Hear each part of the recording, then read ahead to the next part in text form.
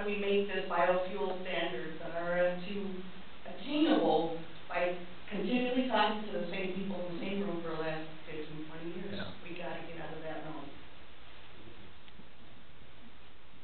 I'll take one quick crack at that, and I guess the first step is recognizing what we're really competing against, and so that's a barrel of oil, and so the volume of a barrel of oil is going to go, most of it's going to go to fuel. There's some that are going to go to chemicals, however, and 90 to 95% of the revenue from that barrel of oil is going into is from the chemical market. Low volume, high value. And the ethanol industry and biofuels, fuels in general, any energy industry is inherently high volume and low to moderate value per unit of that biomass. And so there are opportunities for chemical production to somewhat subsidize, if you will, the increased production of chemicals. That's what the oil refiners do. It's a step. It's a huge step where the technology, we talk about cellulosic technology is not there. People were looking at biochemicals in Minnesota for 20 years.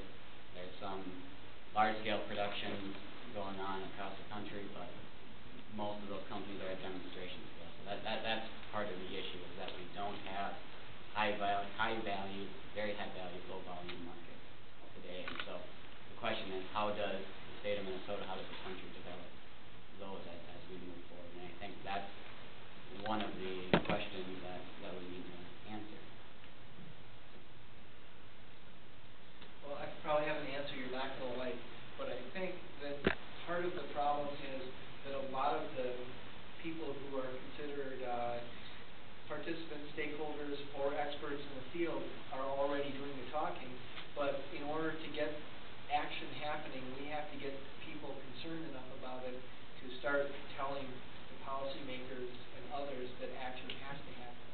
And just throw out an example, yesterday I was reading that there was a secret report leaked in Europe by one of their governments about their military readiness based on peak oil and what they thought oil prices were going to do. And it was top secret because the government was so concerned about what fuel prices were going to do that they didn't want people to know what kind of scenarios they were broadcasting. And so it's going to take action by policymakers, and some of that might be because of issues like that, but a lot of it is because people are going to tell their policymakers, hey, this is a problem. And I don't see those people out there quite yet. They were there when gas was $4.25 a gallon, but they kind of faded back into the woodwork. And it might take them coming out to start pushing policy hard again.